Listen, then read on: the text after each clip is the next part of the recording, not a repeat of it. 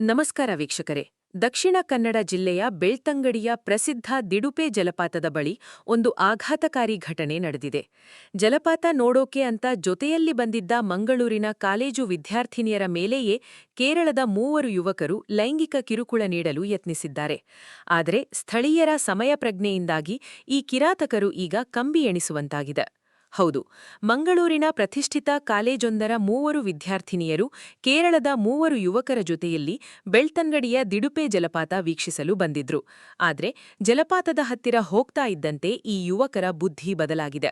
ತಮ್ಮ ಜೊತೆಯಲ್ಲೇ ಇದ್ದ ಯುವತಿಯರ ಹತ್ತಿರ ಅನುಚಿತವಾಗಿ ವರ್ತಿಸಿ ಲೈಂಗಿಕ ದೌರ್ಜನ್ಯ ಎಸಗಲು ಯತ್ನಿಸಿದ್ದಾರೆ ಅನ್ನೋ ಗಂಭೀರ ಆರೋಪ ಕೇಳಿಬಂದಿದೆ. ಖದೀಮರ ಈ ವಿಕೃತ ಕೃತ್ಯಕ್ಕೆ ಯುವತಿಯರು ಅಲ್ಲೇ ತೀವ್ರ ಪ್ರತಿರೋಧ ಒಡ್ಡಿದ್ದಾರೆ. ಯುವತಿಯರ ಕಿರುಚಾಟ ಕೇಳಿ ಅಲರ್ಟ್ ಆದ ಸ್ಥಳೀಯ ಜನರು ತಕ್ಷಣವೇ ಅಲ್ಲಿಗೆ ಓಡಿಬಂದು ಆ 3 ಯುವಕರನ್ನ ತಡೆದು ನಿಲ್ಲಿಸಿ ಧರ್ಮದೇಟು ನೀಡಿದ್ದಾರೆ. ಬಳಿಕ ಪೊಲೀಸರಿಗೆ ಇನ್ಫಾರ್ಮೇಷನ್ ಕೊಟ್ಟಿದ್ದಾರೆ. ಸ್ಥಳಕ್ಕೆ ಬಂದ ಬೆಳ್ತಂಗಡಿ ಪೊಲೀಸರು ಕೇರಳದ ಕಾಸರಗೋಡು ಮೂಲದ ಅಬ್ದುಲ್ ಖಾದರ್, ಅಲ್ತಾಫ್, ಫೈಜಲ್ ಅದಿಲ್ ಹಾಗೂ ಉಸ್ಮಾನ್ ಸಾಲೀಂ ಅನ್ನೋ 3ರನ್ನ ವಶಕ್ಕೆ ತಗೊಂಡಿದ್ದಾರೆ. ಸದ್ಯ ಈ 3ರ ವಿರುದ್ಧ ಬೆಳ್ತಂಗಡಿ ಪೊಲೀಸ್ ಸ್ಟೇಷನ್ನಲ್ಲಿ ಕೇಸ್ ರಿಜಿಸ್ಟರ್ ಆಗಿದೆ.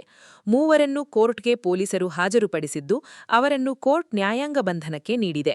ವೀಕ್ಷಕರೇ, ಪ್ರವಾಸಿ ತಾಣಗಳಿಗೆ ಹೋಗುವಾಗ ಯಾರನ್ನ ನಂಬಿ ಹೋಗಬೇಕು ಅನ್ನೋದರ ಬಗ್ಗೆ ಯುವತಿಯರು ಎಚ್ಚರದಿಂದ ಇರಬೇಕಾದ ಪರಿಸ್ಥಿತಿ ಬಂದಿದೆ. ಘಟನೆಯ ಬಗ್ಗೆ ನಿಮ್ಮ ಅನಿಸಿಕೆಯನ್ನ ಕಮೆಂಟ್ ಮಾಡಿ. ಸುದ್ದಿಗಳಿಗಾಗಿ ನಮ್ಮ ಚಾನೆಲ್ ಸಬ್ಸ್ಕ್ರೈಬ್ ಆಗಿ. ಧನ್ಯವಾದಗಳು.